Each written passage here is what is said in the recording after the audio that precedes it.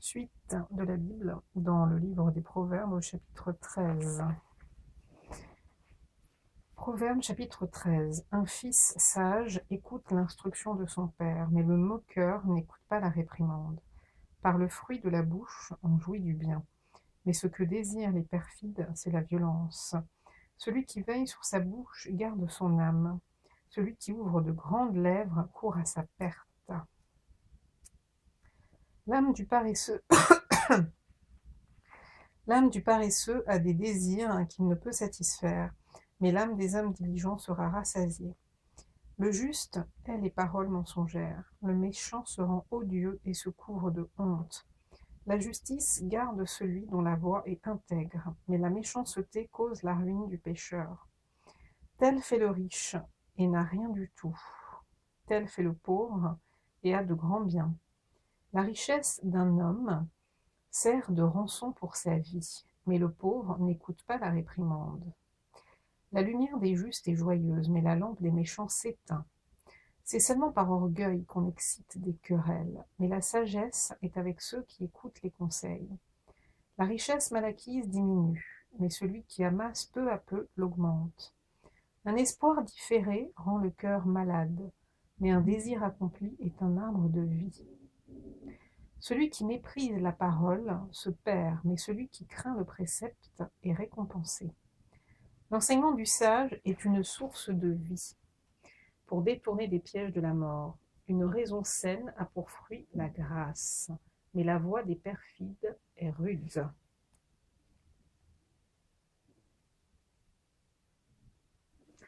Tout homme prudent agit avec Tout homme prudent agit avec connaissance, mais l'insensé fait étalage de folie.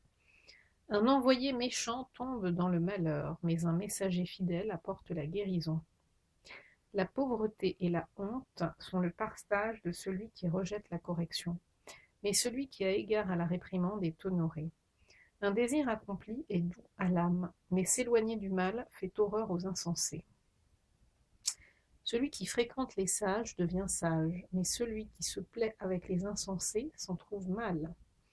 Le malheur poursuit ceux qui pêchent, mais le bonheur récompense les justes. L'homme de bien a pour héritier des enfants de ses enfants, mais les richesses du pécheur sont réservées pour le juste. Le champ que défriche le pauvre donne une nourriture abondante, mais tel périt par défaut de justice. Celui qui ménage sa verge hait son fils, mais celui qui l'aime cherche à le corriger. Le juste mange et satisfait son appétit, mais le ventre des méchants éprouve la disette. Chapitre 14. La femme sage bâtit sa maison, et la femme insensée la renverse de ses propres mains.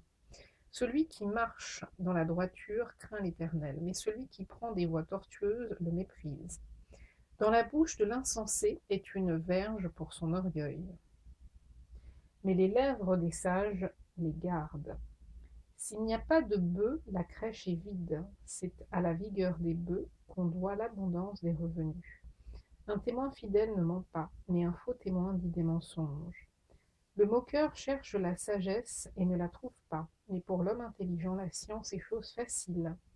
Éloigne-toi de l'insensé. Ce n'est pas sur ses lèvres que tu aperçois la science. La sagesse de l'homme prudent, c'est l'intelligence de sa voix. La folie des insensés, c'est la tromperie. Les insensés se font un jeu du péché. Mais parmi les hommes droits se trouve la bienveillance. Le cœur connaît ses propres chagrins, et un étranger ne saurait partager sa joie. La maison des méchants sera détruite, mais la tente des hommes droits fleurira. Telle voie paraît droite à un homme, mais son issue, c'est la voie de la mort. Au milieu même du rire, le cœur peut être affligé, et la joie peut finir par la détresse. Celui dont le cœur s'égare se rassasie de ses voies, et l'homme de bien se rassasie de ce qui est en lui. L'homme simple croit tout ce qu'on dit, mais l'homme prudent est attentif à ses pas. Le sage a de la retenue et se détourne du mal. Mais l'insensé est arrogant et plein de sécurité. Celui qui est prompt à la colère fait des sottises, et l'homme plein de malice s'attire la haine. Les simples ont en partage la folie, et les hommes prudents se font de la science une couronne.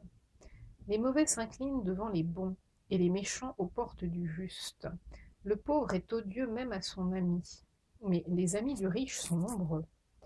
Celui qui méprise son prochain commet un péché, mais heureux celui qui a pitié des misérables.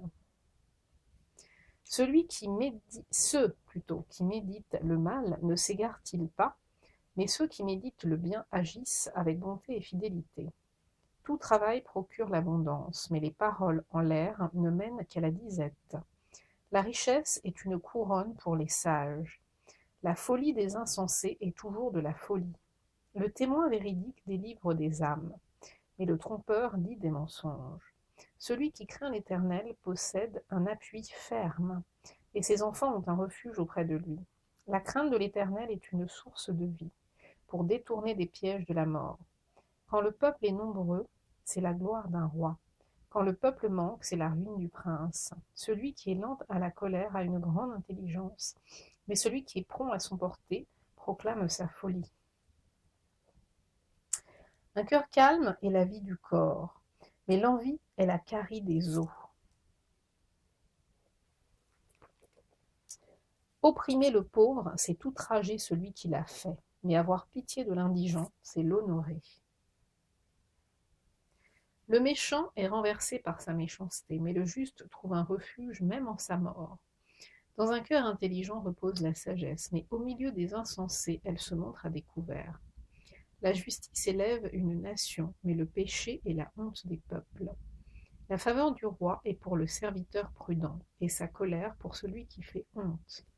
Chapitre 15. Une réponse douce calme la fureur, mais une parole dure excite la colère. La langue des sages rend la science aimable, et la bouche des insensés répand la folie. Les yeux de l'Éternel sont en tout lieu, observant les méchants et les bons. La langue douce est un arbre de vie, mais la langue perverse brise l'âme. L'insensé dégaine l'instruction de son père, mais celui qui a égard à la réprimande agit avec prudence. Il y a grande abondance dans la maison du juste, mais il y a du trouble dans les profits du méchant. Les lèvres des sages répandent la science, mais le cœur des insensés n'est pas droit. Le sacrifice des méchants est en horreur à l'Éternel, mais la prière des hommes droits lui est agréable. La voix du méchant est en horreur à l'Éternel, mais il aime celui qui poursuit la justice. Une correction sévère menace celui qui abandonne le sentier. Celui qui hait la réprimande mourra. Le séjour des morts et l'abîme sont devant l'Éternel. Combien plus les cœurs des fils de l'homme. Le moqueur n'aime pas qu'on le reprenne. Il ne va point vers les sages. Un cœur joyeux rend le visage serein. Mais quand le cœur est triste, l'esprit est abattu. Un cœur intelligent cherche la science, mais la bouche des insensés se plaît à la folie. Tous les jours du malheureux sont mauvais, mais le cœur content est un festin perpétuel. Mieux vaut peu avec la crainte de l'Éternel qu'un grand trésor avec le trouble. Mieux vaut de l'herbe pour nourriture, là où règne l'amour, qu'un bœuf engraissé si la haine est là. Un homme violent excite des querelles, mais celui qui est lent à la colère apaise les disputes. Le chemin du paresseux est comme une haie d'épines, mais le sentier des hommes droits est aplani. Un fils sage fait la joie de son père et un homme insensé méprise sa mère. La folie est une joie pour celui qui est dépourvu de sens. Mais un homme intelligent va le droit chemin. Les projets échouent faute d'une assemblée qui délibère, mais ils réussissent quand il y a de nombreux conseillers. On éprouve de la joie à donner une réponse de sa bouche, et combien est agréable une parole dite à propos. Pour le sage, le sentier de la vie mène en haut, afin qu'il se détourne du séjour des morts qui est en bas. L'Éternel renverse la maison des orgueilleux, mais il affermit les bornes de la veuve. Les pensées mauvaises sont en horreur à l'Éternel, mais les paroles agréables sont pures à ses yeux. Celui qui est avide de gain trouble sa maison.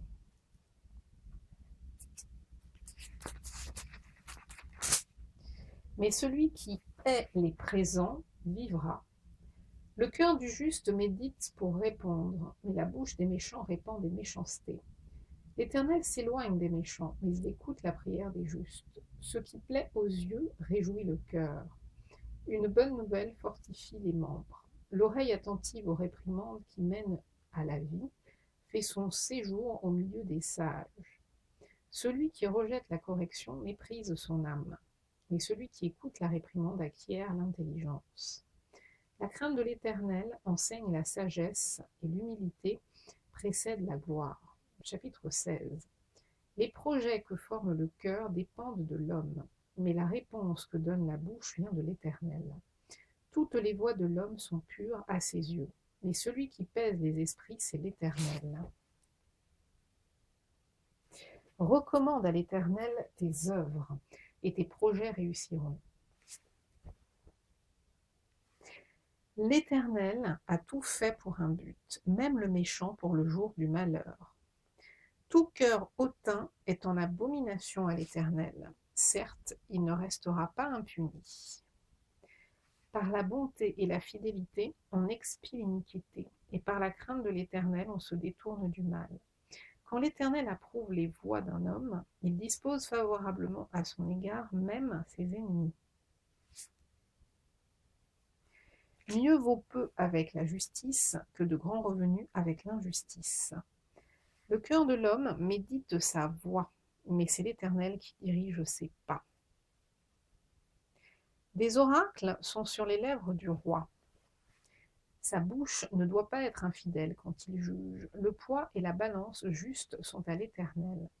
Tous les poids du sac sont son ouvrage. Les rois ont horreur de faire le mal, car c'est par la justice que le trône s'affermit.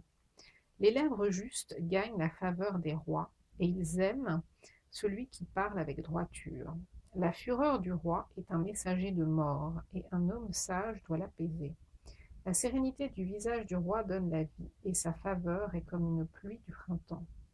Combien acquérir la sagesse vaut mieux que l'or, combien acquérir l'intelligence est préférable à l'argent. Le chemin des hommes droits, c'est d'éviter le mal. Celui qui garde son âme veille sur sa voie. L'arrogance précède la ruine, et l'orgueil précède la chute. Mieux vaut être humble avec les humbles que de partager le butin avec les orgueilleux. Celui qui réfléchit sur les choses trouve le bonheur, et celui qui se confie en l'Éternel est heureux. Celui qui est sage de cœur est appelé intelligent, et la douceur des lèvres augmente le savoir.